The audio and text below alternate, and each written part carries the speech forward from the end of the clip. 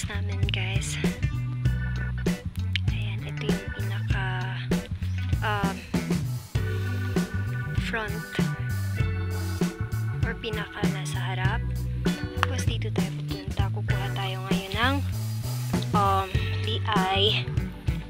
Kasi kanina, guys, nakita ko kinuha ng kapitbahay namin yung DI namin, which is supposed to be akin yun. Kukunin ko sana yun. Ayun. Pero nawala na. Ayan. Meron pa rin ditong iba. Okay, ito yung kunin natin. Kunin lahat natin to para hindi ko siya makuha pa ng iba. Ayan.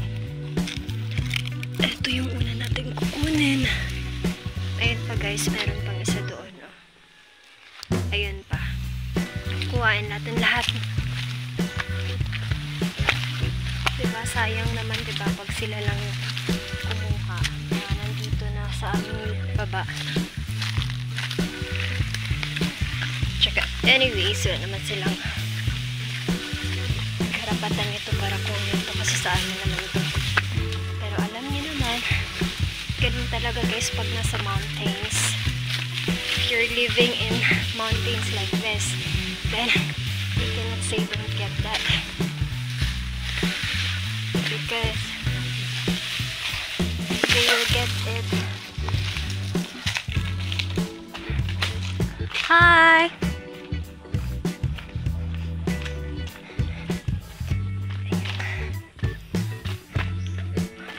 So, may tumaan, guys. Tumaan yung kapitbahay namin. Tingin lang siya sa akin. Tingnan ko muna.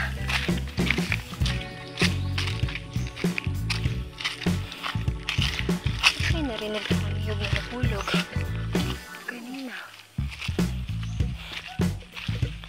Okay.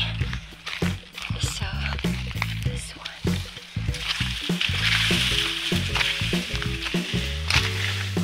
Ayan, guys. Ito yung next natin na dadalhin sa bahay. Siya kinuha.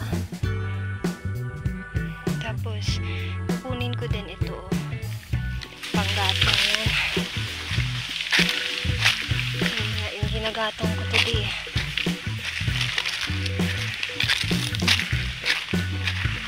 Diba, sayang yung DI natin.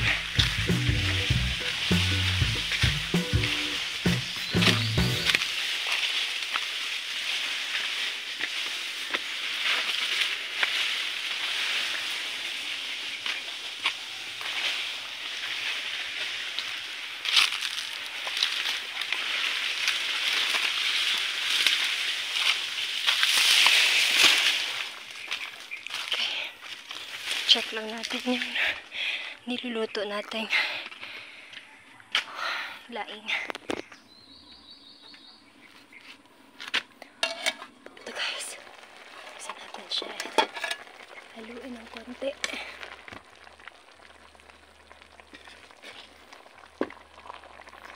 Ano yun ko lang siya. Lutuin ko siya ng mabuti. Hindi siya, guys, magkante.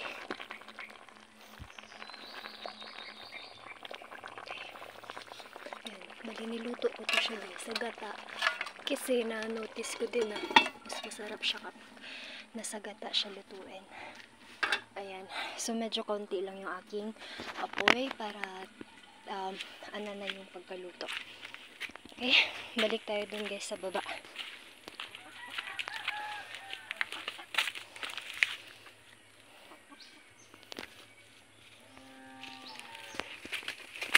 Daanat natin yung itlog ng manok, kung meron siya o wala. Wala pang laman. Anyway, let's go.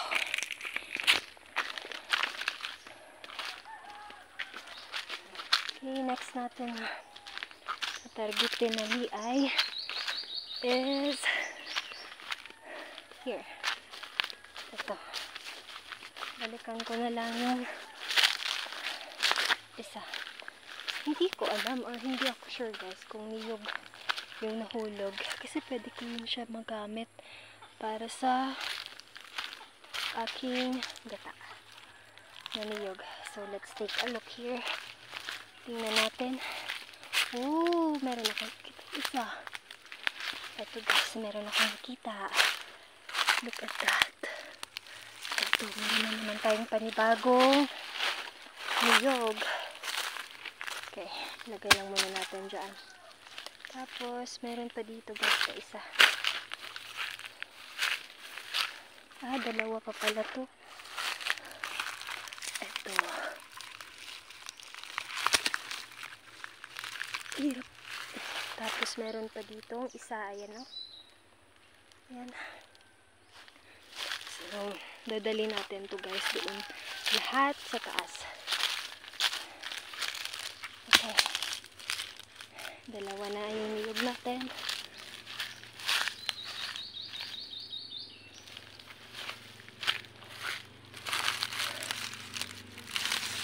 Okay, pangatlo to.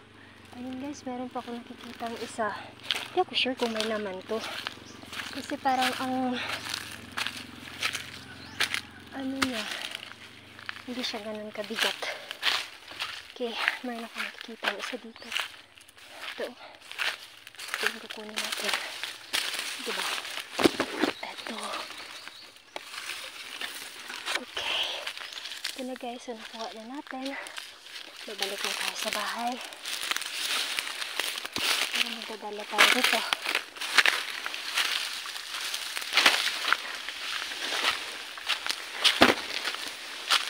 Okay. Balikan ko na lang yung iba.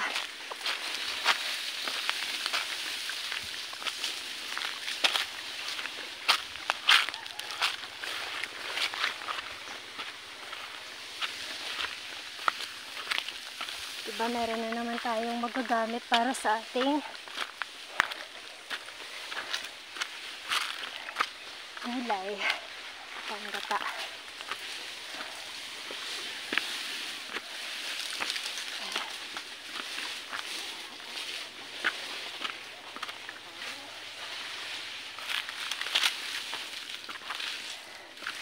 Ito na guys.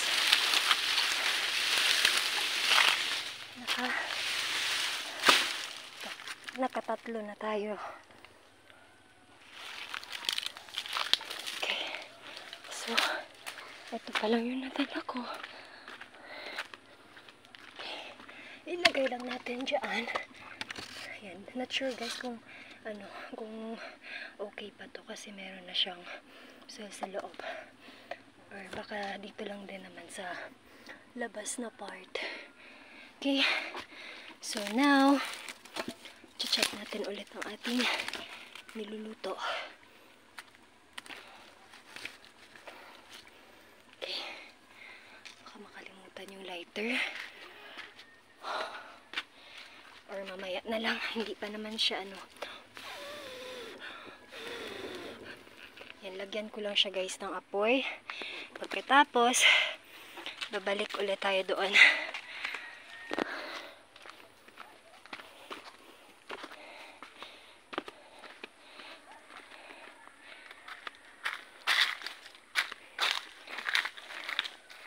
Kunin ko yung niyog kasi sayang naman yun guys. Panggata. Pag binili mo yun, nasa 20 pesos pa. Or else more. Depende sa binibilan mo.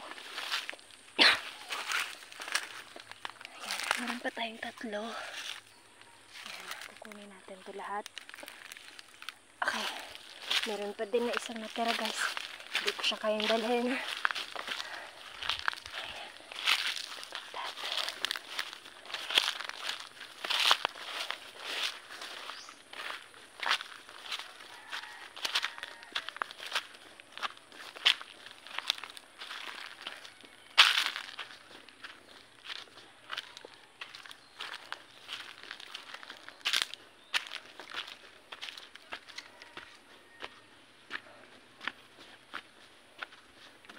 Okay.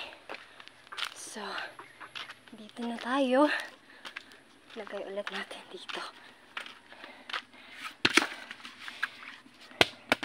Oops.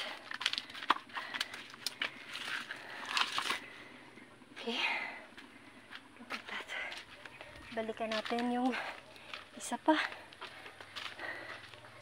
Para hindi siya masayang. Okay.